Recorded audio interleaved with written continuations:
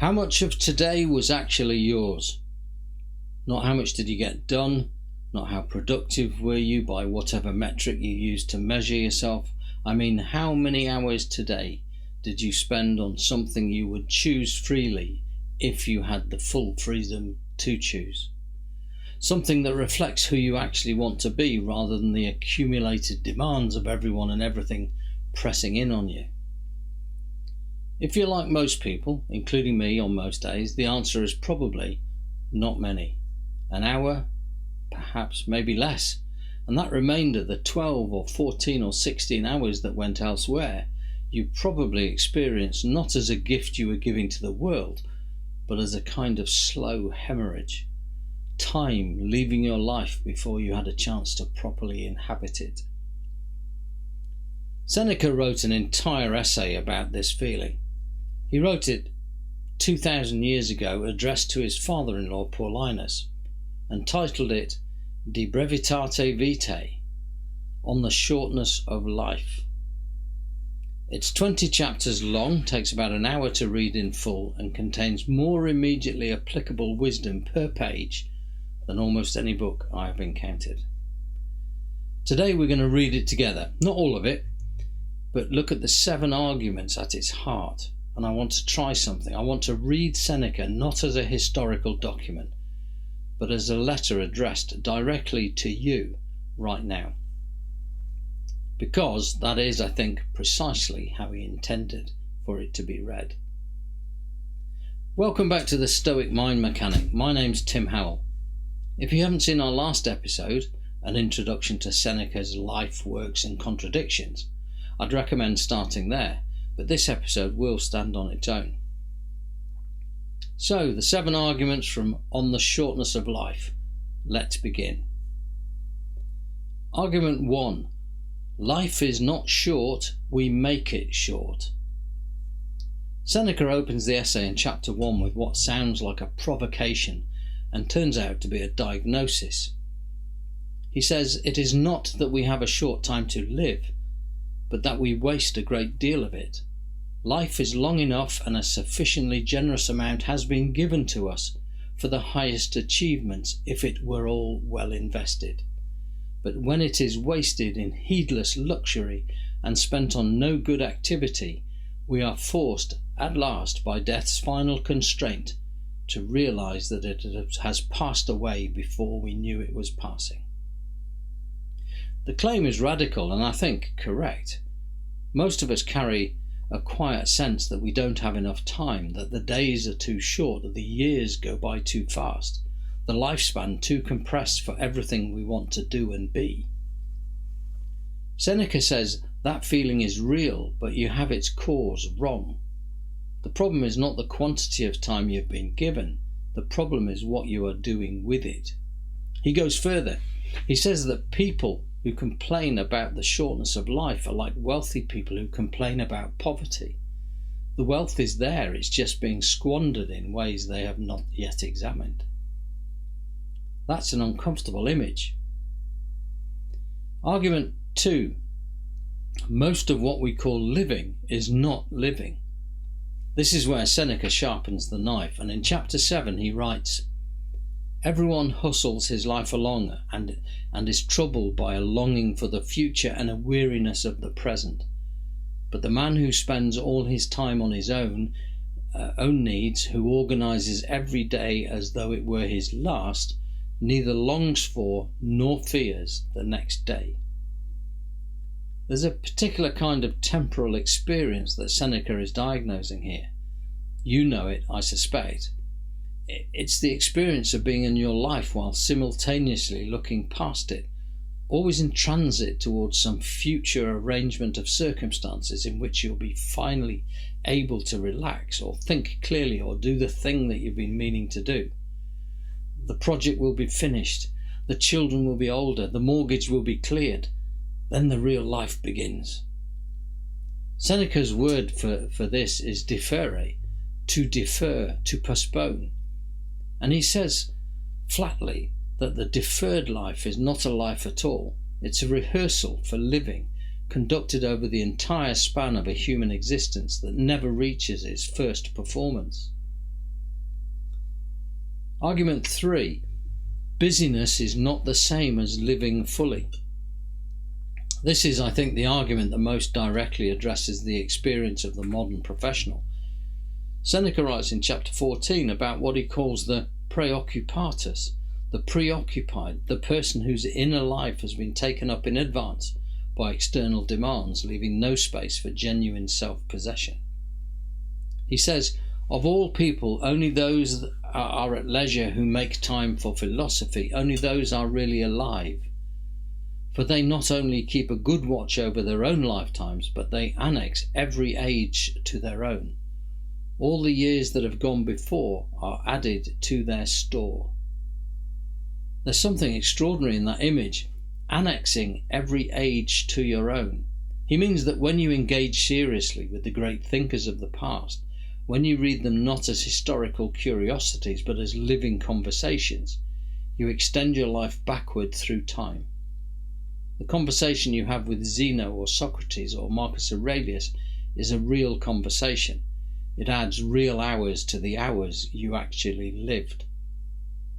Busy people, by contrast, people consumed by the management of appearances, by the performance of importance, by the perpetual tyranny of the urgent, live only in a single thin slice of time, right now, under pressure, with no perspective.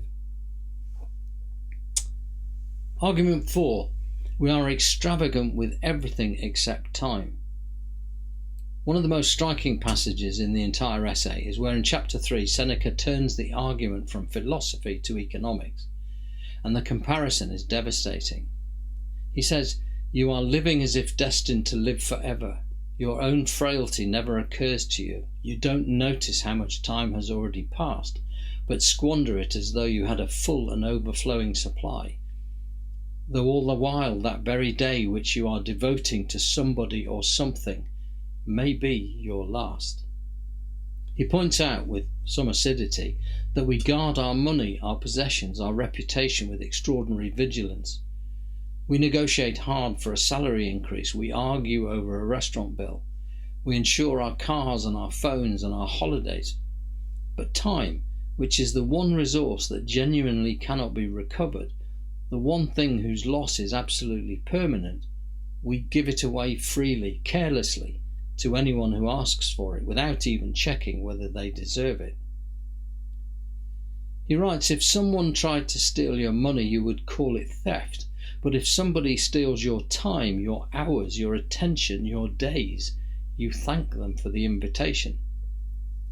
The asymmetry is almost absurd when you see it clearly, and yet it is how almost everyone lives almost all of the time, including, Seneca acknowledges, himself. Argument number 5, the greatest obstacle to living is expectation. This is the argument in chapter 9 I find most personally difficult, which probably means it's the most important one for me, where he says, the greatest obstacle to living is expectancy, which hangs upon tomorrow and loses today. You are arranging what lies in fortune's control and abandoning what lies in yours. What are you looking at? To what goal are you straining? The whole future lies in uncertainty. Live immediately. Live immediately, not live urgently or frenetically or with hot breath or mortality constantly at your neck. Seneca's not advocating anxiety, he's advocating presence. He's saying the future is genuinely uncertain. Fortune genuinely cannot be relied upon, and yet you are spending your actual life, the hours you are currently inhabiting, in a permanent state of preparation for a future that may never arrive in the form that you have imagined. The Stoic word for this quality of being fully present, the discipline of being actually here in your actual life rather than passing through it on the way to somewhere else, is prosoche, attention, self-attention. It has to be chosen repeatedly, again, the grain of a mind that would rather be anywhere but here. Argument 6. The past is the only time that is truly yours. This is the most counterintuitive argument in the essay, and to my mind the most profound. In the letters to Lucilius, Seneca opens his very first letter with a line that sets the entire collection's agenda. He says, "All things, Lucilius, are not ours. Time alone belongs to us." But in De Brevitate Vitae, the Shortness of Life, he goes further. He argues that of the three divisions of time, the past, the present, and the future, only one is truly secure. The future is uncertain, it may not come.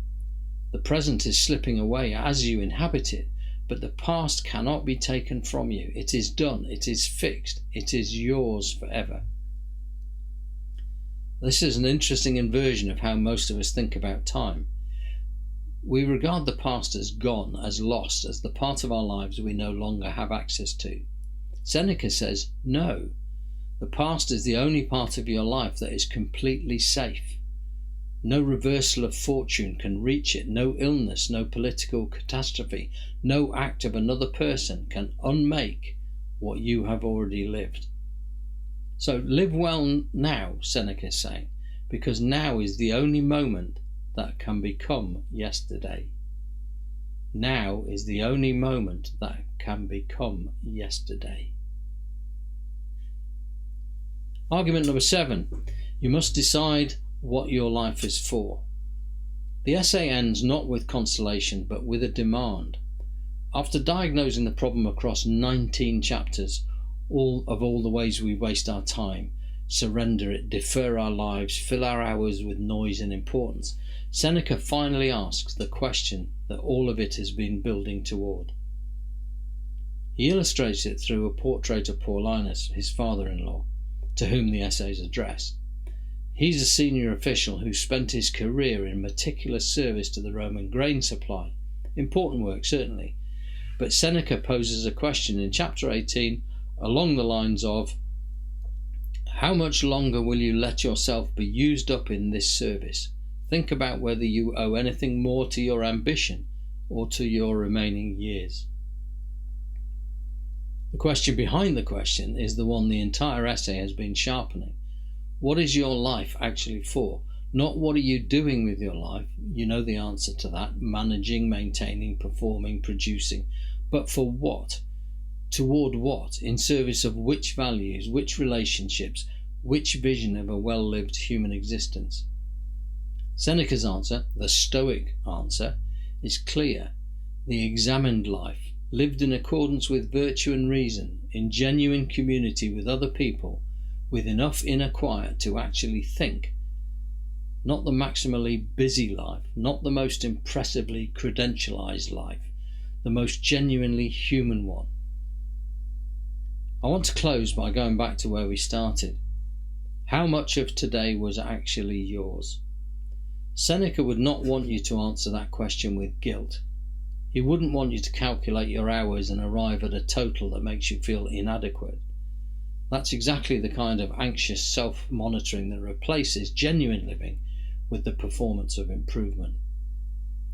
He would want you to answer it with honesty, just honestly. Was there a moment today, even a brief one, when you were genuinely present in your own life, when the thing you were doing reflected something you actually care about, rather than something you were obliged to perform? If yes, good. That moment was yours. It is now past, which means it's permanent, which means it cannot be taken from you. You lived it. If the answer is no, that's also information, not a verdict on your character. Information about the gap between the life you are living and the life that is available to you. The gap that every Stoic, including Seneca, the wealthiest, most compromised, most brilliant one, spent their whole life trying to close. Seneca ends on the Shortness of Life with a line addressed to Paulinus that I think he was simultaneously writing to himself. He says in essence, "Withdraw to calmer things. You have been at sea long enough. Come to shore." I find that image very beautiful. Not retirement, not abdication of responsibility, but the periodic, deliberate act of pulling your attention back from the enormous external ocean of obligation and noise and returning it to something still and solid, your own thinking, your own values, your actual life. Your reflection for this episode: take one thing that Seneca described today, the deferred life, the stolen hours, the busyness that masquerades as living, and ask where you recognise it in yourself. Just one thing, and ask what it would look like to hold it differently. Not to eliminate it, not to achieve perfection, just to hold it differently, with a little more awareness and a little more intention. That is, I think, what Seneca was actually offering. It wasn't a system, it wasn't a productivity method, it was a quality of attention. In our next episode, we continue with Seneca and his extraordinary 3-volume treatise on anger, De Ira, one of the most practically useful things he ever wrote, and one of the most psychologically sophisticated accounts of destructive emotion in all of ancient literature. Relevant today in ways that I suspect will surprise you. If today was useful, if any of those 7 arguments landed, please like and subscribe. It really helps the channel and me to continue with this work. Share it with someone who might need it. So keep calm, keep stoic, and I'll see you in the next one.